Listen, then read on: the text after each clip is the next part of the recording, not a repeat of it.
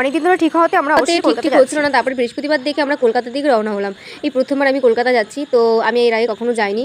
তো একটা কাজের জন্য মানে বিশেষ জিনিস কেনার জন্য আমি যাচ্ছি। আমি যে মেকআপটা শিখছি কোর্স, সেইটার জন্যই কয়েকটা মেকআপ কিনবো। তো তার জন্য দিদিকেও নিন্দির সঙ্গে, আর তৃষার মাও গেছিলো।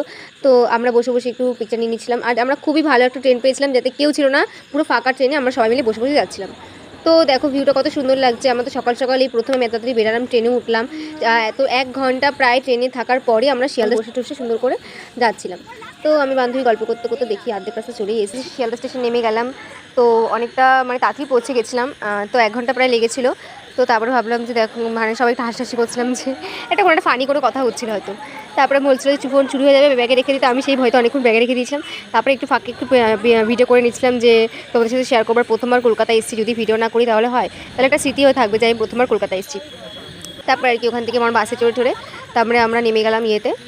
তারপরে খাওয়া দাওয়া করে একটু পেট পুজো করার পরে বেরিয়ে পড়েছিলাম। মার্কেটে আমরা কখনো যাইনি এর আগে, ওরাও কেউ যায়নি, তাই জন্য আন্টি যখন আসবে বলেছে আন্টির সাথেই যাবো, আন্টিই নিয়ে যাবে। তো তারপরে আন্টিকে পাওয়া মানে খুঁজলাম, পেলাম না। আমরা জায়গাটার নামও খুঁজলাম, আন্টিকে আর পাওয়া যায়নি।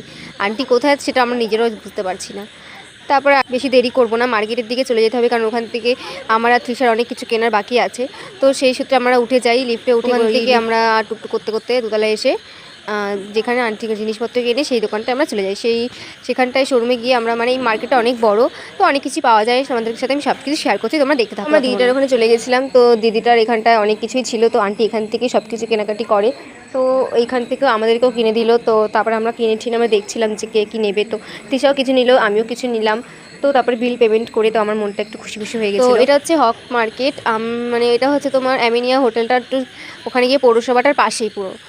তো কলকাতা পৌরসভার পাশে এটা। তো এখানে আসতে পারো, কিভাবে আসতে পারো, ওখান থেকে আন্টি যেহেতু বেরিয়ে যাবে, এক জায়গায় যাওয়ার আছে, তো ওখান থেকে উনি বেরিয়ে যায়, আমরা ওখান থেকে বেরিয়ে গিয়ে আমরা একটা হোটেলে গিয়ে যাই। তো হোটেলে খেয়ে দিয়ে তারপরে আমরা ওখানে হোটেলটা আসি। হোটেলটা এসে আমরা বিরিয়ানি অর্ডার করেছিলাম, আলু বিরিয়ানি খেয়ে তারপরে আমরা পেট পুজো করার পরে দুপুরে ধীরে সুস্থে বাড়ির দিকে রওনা হই। খাওয়া দাওয়া করে বাড়ির দিকে রওনা দিয়ে দিলাম। তো তারপর স্টেশনে যাব। এখন স্টেশনে যাওয়ার সময় আমরা এই দিক দিয়ে গেছিলাম, পেছন দিক থেকে, ওদিক দিয়ে সামনের দিক থেকে গেছিলাম। আজকের ওয়েদারটা বেশ ভালোই ছিল, দেখো কত সুন্দর।